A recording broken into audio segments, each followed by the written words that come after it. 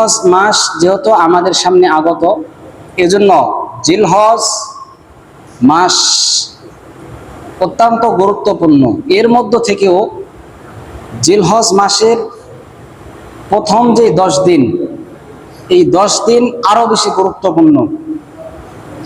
আল্লাহ তাআলা 30 নম্বর পারা সূরা ফাজ এর মধ্যে আল্লাহ তাআলা 4টা জিনিসের কসম করেছেন। ওয়াল ফাজ ওয়ালায়ালিন আশ ওয়াস-সাফহি ওয়াল ওয়াতর ওয়াল লাইলি ইযা ইয়াসর। এই 4 আয়াতে আল্লাহ তাআলা 4টা কসম করেছেন। 1 নাম্বার কসম করেছেন, আমি ফজরের কসম খেয়ে বলছি। 2 নাম্বার ওয়ালায়ালিন আশ, 10 রাত্রের কসম খেয়ে আমি আল্লাহ তাআলা বলছি। 3 নাম্বার আবার বলছেন ওয়াস-সাফহি ওয়াল ওয়াতর, জোর এবং বেজরের কসম খেয়ে আমি আল্লাহ তাআলা বলছি। এরপরে 4বার গিয়ে বলছে ওয়ালায়ালিন আশ, রাত্রের কসম খেয়ে আমি আল্লাহ তাআলা বলছি। তাহলে সূরা ফাজরের শুরুর 4টা আয়াতে আল্লাহ তাআলা 4টা কসম খেয়েছেন।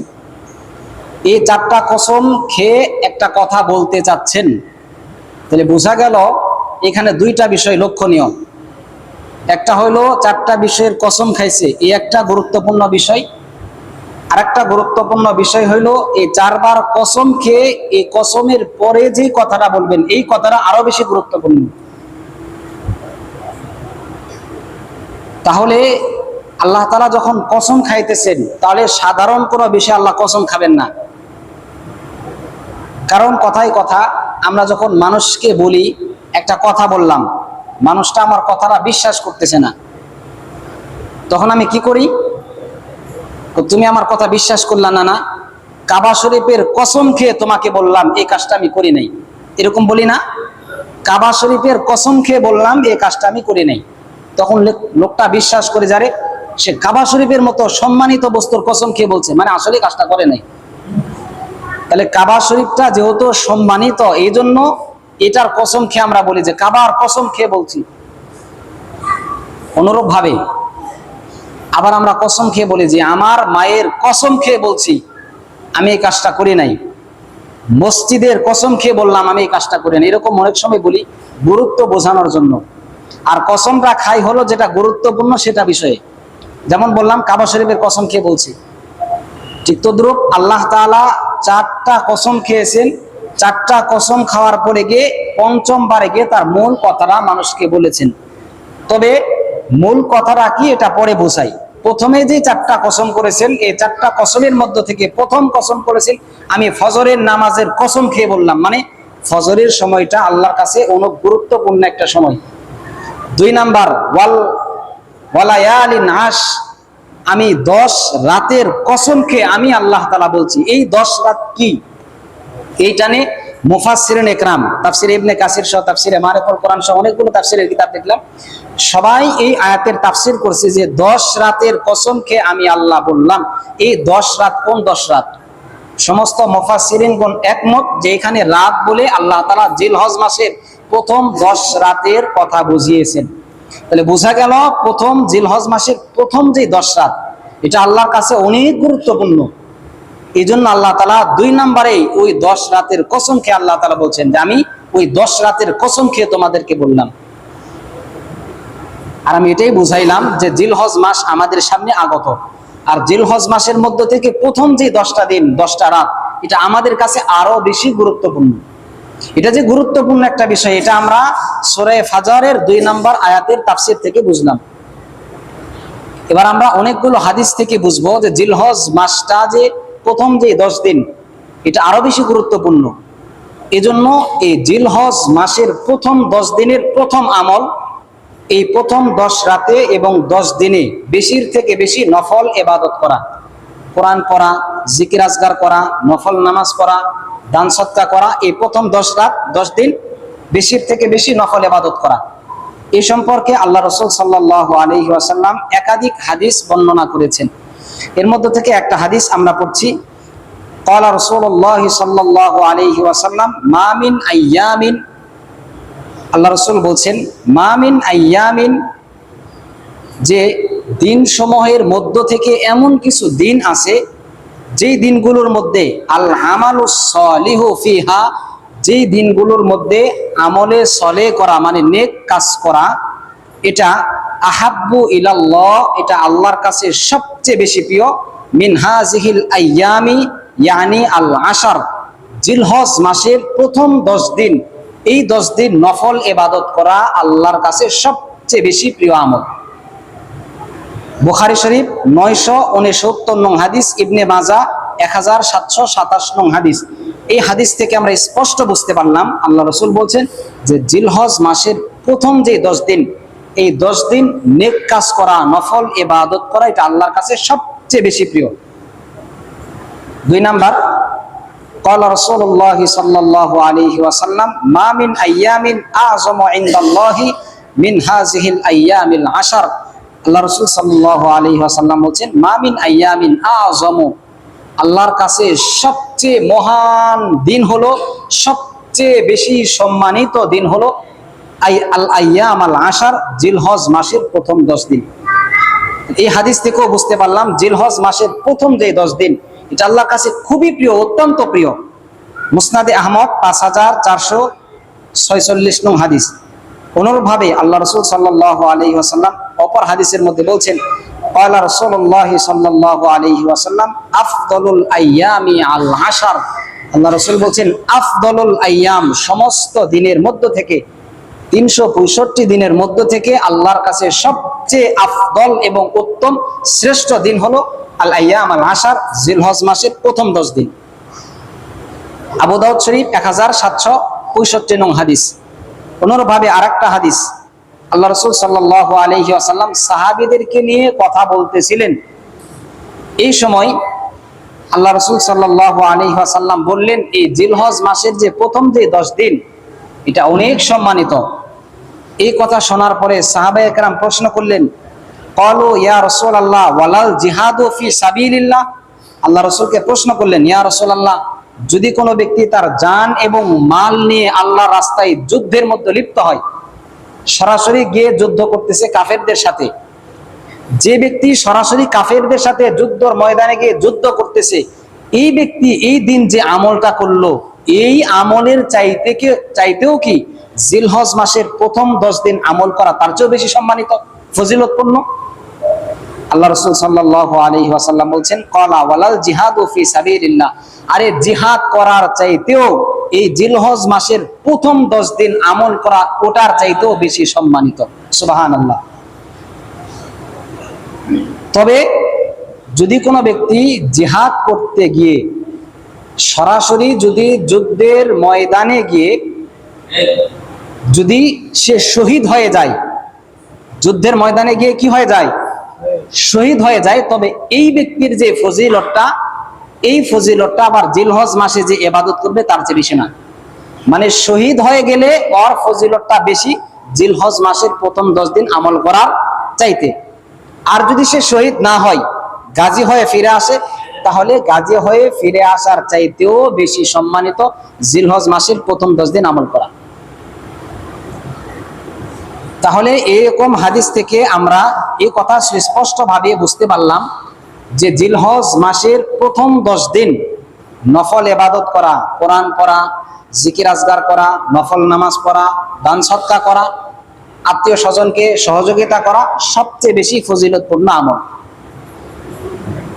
এই গেল প্রথম 10 দিনের প্রথম একটা আমল, যে এই দিনগুলোতে আমরা নফল ইবাদত করব বেশি বেশি। 2 নাম্বার, জিলহজ মাস যেই দিন থেকে পড়বে এই দিন থেকে নিয়ে একবারে 9 তারিখ পর্যন্ত, জিলহজের 1 তারিখ, 2 তারিখ, 3 তারিখ, 4 তারিখ, 5 তারিখ, 6 তারিখ, 7 তারিখ, 8 তারিখ, 9 তারিখ পর্যন্ত, জিলহজের 1 থেকে নিয়ে 9 তারিখ পর্যন্ত এই দিনগুলোতে নফল রোজা রাখা এটাও সওয়াবের কাজ। নফল রোজা রাখা এটাও সওয়াবের কাজ। তাফসিরে মারিফুল কোরআন এবং তাফসিরে ইবনে কাসির, তাফসিরে মাঝহারি, 2টা তাফসিরের কিতাব আমি দেখছি। 2টা তাফসিরের কিতাবের মধ্যে আব্দুল্লাহ ইবনে আব্বাস রাদিয়াল্লাহু তাআলা আনহু থেকে একটি বর্ণনা আছে। ওইখানে উল্লেখ করা হয়েছে ওয়াল ফাজ ওয়ালায়ালিন আশ, এই ওয়ালায়ালিন আশ এর তাফসির দেখতে গিয়ে তাফসিরে মারিফুল কোরআন এবং তাফসিরে মাঝহারিতে আমি দেখলাম ওইখানে বলছে যে জিলহজ মাসের এক এক দিন একটা করে নফল রোজা রাখা শবে কদরের রাত্রি জেগে জেগে ইবাদত করলে যে পরিমাণের সওয়াব, জিলহজ মাসে একটা নফল রোজা রাখলে সেই পরিমাণের সওয়াব। এটা হলো তাফসিরে মারিফুল কোরআন এবং তাফসিরে মাযহারিতে এই বর্ণনাটা আমি দেখছি। বাকি এই বর্ণনাটার সপক্ষে একটা হাদিস আমি খুঁজতেছিলাম যে এই মর্মে কোনো হাদিস পাওয়া যায় কিনা, আমি হাদিসটা পাই নাই। তবে তাফসিরের কিতাবের মধ্যে লেখা আছে, সেই কথাটা শুধু আপনাদের সামনে শেয়ার করলাম। তবে এর চাইতেও মজবুত আরো ফজিলত আছে, সেটা হইলো যদি কেউ জিলহজ মাসের 1 তারিখ, 2 তারিখ, 3 তারিখ এগুলোতে যদি নফল রোজা নাও রাখতে পারে, তাহলে সর্বশেষ সে যেন 9 আরাফা, 9 তারিখ আরাফার দিন, যেদিন সমস্ত হাজিরা আরাফার ময়দানে একত্রিত হয়, এই 9 আরাফার দিন যদি কোনো ব্যক্তি একটা নফল রোজা রাখে, তাহলে আল্লাহ রাসূল বলছেন, ক্বালা রাসূলুল্লাহ সাল্লাল্লাহু আলাইহি ওয়াসাল্লাম সিয়ামু ইয়াউমি আরাফা আহতাসিবু আলাল্লাহি আন ইউকাফিরা সানাতাল্লাতী ক্বাবলাহু ওয়াস সানাতাল্লাতী বাদাহু। আল্লাহ রাসূল বলছেন, যদি কেউ 9 তারিখ আরাফার দিন, 9 আরাফা মানে 9 জিলহজ, এটা আরাফার তারিখ, এই 9 জিলহজ কেউ যদি একটা নফল রোজা রাখে, আল্লাহ রাসূল বলছে তাহলে তার পূর্বের 1 বছরের গুনাহ মাফ এবং তার পরবর্তী জীবনের 1 বছরের গুনাহ আল্লাহ তাআলা সবগুলো মাফ করে দিবেন। হাদিসটি মুসলিম শরীফের মধ্যে আছে, 1162 নং হাদিস। মুসলিম শরীফ মানে বুখারী শরীফের পরের যার স্থান সেটা হলো মুসলিম শরীফ। তাহলে এই হাদিসের কিতাবের মধ্যে আল্লাহ রাসূল বলছেন, যদি কেউ 9 তারিখ 9 জিলহজ আরাফার দিন একটা নফল রোজা রাখে, তাহলে আল্লাহ তাআলা তার পূর্বের 1 বছরের গুনাহ মাফ করে দিবেন এবং পরবর্তী জীবনের 1 বছরের গুনাহ আল্লাহ তাআলা কি করে দিবেন। এই হাদিসে একটা বোঝার মতো বিষয় আছে, সেটা হইলো পূর্বের 1 বছরের গুনাহ মাফ করবেন, এটা আপনার জানা, মানে বিগত 1 বছর যেই গুনাহ করছেন, চুরি বাটপারি, নামাজ পড়েন নাই, রোজা রাখেন নাই, হজ করেন না, যাকাত দেন নাই, এই যে গুনাহগুলো করছেন এগুলো তো আপনার জানা, আমার জানা, এই গুনাহগুলো আল্লাহ মাফ করে দিবেন। কিন্তু ওয়াস সানাতাল্লাতী বাদাহু, পরবর্তী 1 বছরের গুনাহ যে মাফ করবেন, এই পরবর্তী 1 বছর আপনি মার্ডার করবেন নাকি জিনা করবেন নাকি মদ খাইবেন নাকি সুদ খাইবেন, মারাত্মক গুনাহ করতে পারে কিনা। তো মারাত্মক যে গুনাহ করব, অথচ আল্লাহ রাসূল এটাও বলে দিয়েছেন যে কি গুনাহ করবে এটা দেখার বিষয় না, তবে ফজিলতের ক্ষেত্রে আল্লাহ রাসূল বলে দিয়েছে পরের বছর যেই গুনাহই করে না কেন আল্লাহ কিন্তু এটাও মাফ করে দিয়ে দিবেন। জিনিসটা মানে গুরুত্বটা বোঝাইতে পারলাম না, মানে পূর্বে যে 1 বছর, এটা 2026 সাল, 25 সালের এই আপনার হইলো 27 গুনাহ মাফ করবে এবং এই 26 গুনাহ মাফ করবে। তাহলে 26 গুনাহ যে মাফ করছে বা মাফ করবেন, যে গুনাহগুলো আমরা করছি এটা তো আমাদের জানা, কিন্তু 2027 সালে আপনি কি গুনাহ করবেন এটা তো আপনি জানেন না। অথচ আল্লাহ রাসূল আগেই বলে দিয়েছেন 2027 সালে যেই কামই করো, যদি ঈমান তোমার থাকে, যদি ঈমানটা তোমার ঠিক থাকে, এরপরে তুমি যেই গুনাহই করো না কেন আল্লাহ তাআলা তোমার সেই গুনাহগুলোও কি করে দিবেন, মাফ। তাহলে বোঝা গেল 9 আরাফা, আরাফার দিন একটা রোজা রাখা এটা আসলেই ফজিলতের বিষয়। ফজিলতের বিষয় কিনা? অবশ্যই ফজিলতের বিষয়। এবং আল্লাহ রাসূল নিজেও 9 আরাফার দিন একটা রোজা রাখতেন। কানা রাসূলুল্লাহ সাল্লাল্লাহু আলাইহি ওয়াসাল্লাম ইয়াসুমু 9 জিলহিজ্জা, আল্লাহ রাসূল জিলহজ মাসের 9 তারিখে তিনি একটা নফল রোজা রাখতেন। অতএব তিনি যেহেতু রাখতেন, তাহলে অন্তত আমরা যদি 9 দিন রোজা নাও রাখতে পারি, তাহলে সর্বশেষ 9 জিলহজের 9 তারিখ আরাফার দিন আমরা একটা কি করব, নফল রোজা রাখবো। পারবো না ইনশাআল্লাহ?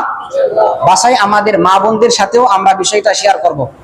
মা বোনদেরকেও আমরা বলবো যে 9 তারিখ আরাফার দিন একটা নফল রোজা আমরা রাখবো, নিজেরাও রাখবো, তাদেরকেও বলবো যে 9 তারিখ একটা রোজা আমরা রাখবো। তবে 10 তারিখে আবার রাখতে পারবেন না, কারণ 10 জিলহজ হজের কুরবানির দিন, হজের দিন, এই জন্য এই দিন আমরা কি করবো না, রোজা রাখতে পারবো না। এই জন্য 9 তারিখ একটাই নফল রোজা। যদি 1 তারিখ থেকে রাখতে চান তাহলে 9 তারিখ পর্যন্ত রাখার সুযোগ আছে। আর যদি এতগুলো রোজা না রাখতে পারেন তাহলে অন্তত সর্বশেষ 9 তারিখ একটা নফল রোজা আমরা রাখবো। আল্লাহ তাআলা আমাদেরকে সেই নফল রোজাটা রাখার মতো তৌফিক দান করুন। সকলে বলি আল্লাহুম্মা আমিন। এই গেল আমাদের জিলহজ মাসের প্রথম 10 দিনের 2 নাম্বার আমল। এরপরে 3 নাম্বার আমল, জিলহজ মাসের 9 তারিখে, জিলহজ মাসের 9 তারিখ থেকে নিয়ে একবারে জিলহজ মাসের 13 তারিখ পর্যন্ত তাকবীরে তাশরিক, তাকবীর বলতে হয়। আল্লাহু আকবার, আল্লাহু আকবার, লা ইলাহা ইল্লাল্লাহু ওয়াল্লাহু আকবার, আল্লাহু আকবার ওয়ালিল্লাহিল হামদ। এখানে আমরা একটু ভুল করি, প্রথমটাও বলি আল্লাহু আকবার, পরেরটাও বলি আল্লাহু আকবার, এরপরে বলি ওয়ালিল্লাহিল হামদ। না, বিশুদ্ধ হলো প্রথমটা আল্লাহু আকবার, পরেরটা হলো আল্লাহু আকবার ওয়ালিল্লাহিল হামদ। আমি আবার বলছি বোঝার সহজার্থে, আল্লাহু আকবার, আল্লাহু আকবার, লা ইলাহা ইল্লাল্লাহু, ওয়াল্লাহু আকবার, আল্লাহু আকবার, ওয়ালিল্লাহিল হামদ। এটা হলো তাকবীরে তাশরিক। এটাকে বলে কি বলে? তাকবীরে তাশরিক। জিলহজ মাসের 9 তারিখ ফজরের নামাজ থেকে নিয়ে 13 তারিখ একবারে আসরের নামাজ পর্যন্ত 23 ওয়াক্ত হয় মোট। এই 23 ওয়াক্ত এই তাকবীরে তাশরিকটা প্রত্যেক মুসলমান নর এবং নারীর জন্য ফরজ নামাজের পরে একবার উচ্চস্বরে পাঠ করা ওয়াজিব। একবার উচ্চস্বরে পাঠ করা কি ওয়াজিব। পুরুষেরা মসজিদে জামাতের সাথে নামাজ পড়ার পরে একবার উচ্চস্বরে পাঠ করবেন। আপনারা মনে হয় 3 বার পাঠ করেন, হাদিসে আসছে একবার। উচ্চস্বরে কয়বার পাঠ করা? একবার। হাদিসে যা আসছে সেটাই আমরা আমল করার জন্য চেষ্টা করবো ইনশাআল্লাহ। হাদিসটা কি? আল্লাহ রাসূল সাল্লাল্লাহু আলাইহি ওয়াসাল্লাম বলছেন, ক্বালা রাসূলুল্লাহ সাল্লাল্লাহু আলাইহি ওয়াসাল্লাম ফাআকসিরু ফীহিন্না মিনাত তাহলিলি ওয়াত তাকবীরি ওয়াত তাহমিদ। মুসনাদে আহমদ 5446 নং হাদিস। আল্লাহ রাসূল বলছে, যখন এই দিনগুলো এসে পড়বে, জিলহজ মাসের যখন দিনগুলো আসবে, তখন তোমরা অধিক পরিমাণে তাকবীর, তাশরিক এবং তাহলিল। তাহলিল মানে লা ইলাহা ইল্লাল্লাহ, তাহমিদ মানে আলহামদুলিল্লাহ, সুবহানাল্লাহ, এগুলো হলো তাহমিদ। আর তাকবীর হইলো আল্লাহু আকবার, আল্লাহু আকবার, লা ইলাহা ইল্লাল্লাহু, আল্লাহু আকবার, আল্লাহু আকবার, ওয়ালিল্লাহিল হামদ। এগুলো বেশির থেকে বেশি পাঠ করা। তাহলে আমরা পুরুষেরা মসজিদে এসে জামাতের সাথে নামাজ পড়ার পরে একবার উচ্চস্বরে পাঠ করব। 9 তারিখ ফজর থেকে নিয়ে একবার 13 তারিখ আসর পর্যন্ত। আর মহিলারা কি করবে? মহিলারা বাসায়, নিজ বাসাতেই ফরজ নামাজ আদায় করার পরে সেখানেই তারা নামাজের পরে এই তাকবীরটা একবার উচ্চস্বরে বা নিম্ন স্বরে তারা পাঠ করবে। আল্লাহু আকবার, আল্লাহু আকবার, লা ইলাহা ইল্লাল্লাহু, আল্লাহু আকবার, আল্লাহু আকবার, ওয়ালিল্লাহিল হামদ। তাহলে পুরুষেরা মসজিদে জামাতের সাথে নামাজ পড়ার পরে পাঠ করবে, আর মহিলারা বাসাতেই পাঠ করবে। এরপরে এখানে একটা মাসালা, অনেক সময় আমরা ইমাম সাহেব তো একজন আর মুসল্লি তো একাধিক। ইমাম সাহেব যদি কোনো সময় পড়তে ভুল করে, মনে না থাকে, তাহলে মুসল্লিদের করণীয় হচ্ছে সালাম ফিরানোর সঙ্গে সঙ্গে মুসল্লিরা উচ্চস্বরে এই দোয়াটা পাঠ করা শুরু করে দিবে। তাহলে ইমাম সাহেবের যদি মনে না থাকে, তাহলে আপনার শুনে শুনে ইমাম সাহেব পাঠ করে ফেলবে। আর যদি ইমাম সাহেবের মনে থাকে, তাহলে তো তিনি অবশ্যই পাঠ করবেন। তাহলে এই ক্ষেত্রে একটা মাসালা বললাম, ইমাম সাহেবের যদি মনে থাকে তাহলে তো তিনি পাঠ করবেন। যদি মনে না থাকে, তাহলে মুসল্লিদের যদি কারো মনে থাকে, তাহলে উনি উচ্চস্বরে এটা পাঠ করবেন। এমন না যে মনে মনে পাঠ করবেন, এমনটা না। আপনার শুনে শুনে আমি পাঠ করবো, বা আপনার শুনে শুনে আরো 10 জন পড়বে। এজন্য মুসল্লিরা এই দোয়াটা পড়বে। ঠিক আছে ইনশাআল্লাহ। আর সর্বশেষ আর একটা হাদিস, আল্লাহ রাসূল সাল্লাল্লাহু আলাইহি ওয়াসাল্লাম বলছেন, জিলহজ মাস যে সময় পড়বে, এই সময় থেকে নিয়ে যারা কোরবানি করবে, ওনারা মাথার চুল, হাতের নখ, মাথার চুল এবং হাতের নখ এরা আর কাটবে না। জিলহজ মাস পড়ার আগেই এগুলো যদি কাটার প্রয়োজন পড়ে, মাথার চুল, হাতের নখ এগুলো সব তুলে ফেলবেন, কাটে ফেলবেন। আর যদি কাটার প্রয়োজন না পড়ে, তাহলে অথবা যদি জিলহজ মাস এসে পড়ে, তাহলে আর এগুলো কাটবেন না। একবারে 10-এ জিলহজের পরে এগুলো আপনারা মাথার চুল কাটবেন, হাতের নখ কাটবেন। এটা হাদিসের মধ্যে আছে, যারা কুরবানি দিবেন অথবা যারা হজ করবেন তাদের জন্য এই বিধানটা। তবে ফতোয়ার কিতাব থেকে এটাও জানা যায়, যারা কুরবানিও করতেছে না, যারা হজও করতেছে না, তারাও যদি এই আমলটা করে, অর্থাৎ নখ এবং চুল যদি জিলহজ মাসের আসার পরে আর না কাটে, 10-এ জিলহজের পরে কাটে, আল্লাহ তাআলা তাদেরকেও সওয়াব দান করবেন। এটাও হাদিসের মধ্যে আছে, ক্বালা রাসূলুল্লাহ সাল্লাল্লাহু আলাইহি ওয়াসাল্লাম, ইদা রাআইতুমুল হিলালা দিল হিজ্জা, যখন তোমরা জিলহজের চাঁদ দেখবা, আরাদা আন ইউদাহিয়া, যে ব্যক্তি ইচ্ছা করে যে সে কুরবানি করবে, ফাল ইউমসিক আন শারিহি ওয়া আসফারিহি, সে যেন চুল কাটা থেকে বিরত থাকে, নখ কাটা থেকে বিরত থাকে। তাহলে আমরা এখানে মোটামুটি কয়েকটা বিষয় জানতে পারলাম। 1 নাম্বার বললাম, জিলহজ মাসের প্রথম 10 দিন খুবই গুরুত্বপূর্ণ বিষয়, এজন্য এই দিনগুলোতে আমরা নফল ইবাদত বেশি থেকে বেশি করব। 2 নাম্বার আমল বললাম, 9-এ জিলহজ 9 তারিখ অন্তত একটা নফল রোজা রাখবো। 3 নাম্বার আমলের কথা বললাম, যে সেটা হইলো হাত পায়ের নখ এবং চুল আমরা জিলহজ মাসের আগেই কেটে ফেলবো, আর যদি জিলহজ মাস এসে পরে আর কাটবো না, 10-এ জিলহজের পরে কাটবো। আর এরপরে 4 নাম্বার কথা বললাম, যে তাকবীরে তাশরিক, এটা 9 তারিখ ফজর থেকে নিয়ে একবার 13 তারিখ ফজর পর্যন্ত প্রত্যেক ফরজ নামাজের পরে নর নারী সকলেই একবার এইটা দোয়াটা পড়াটা ওয়াজিব। এরপরে সর্বশেষ 5 নাম্বার আমল, 10-এ জিলহজ আমরা কুরবানি করবো ইনশাআল্লাহ। আল্লাহ তাআলা যাদেরকে সামর্থ্য দিয়েছে আমরা কুরবানি করব। যাদের সামর্থ্য দেয় নাই, আমরা আল্লাহর কাছে দোয়া করবো, আল্লাহ আমাদেরকেও সামর্থ্য দাও, আগামী বছর আমরা যেন কোরবানি করতে পারি। আল্লাহ তাআলা আমাদের সকলকে এই কথাগুলোর উপরে আমল করার মতো তৌফিক দান করুন।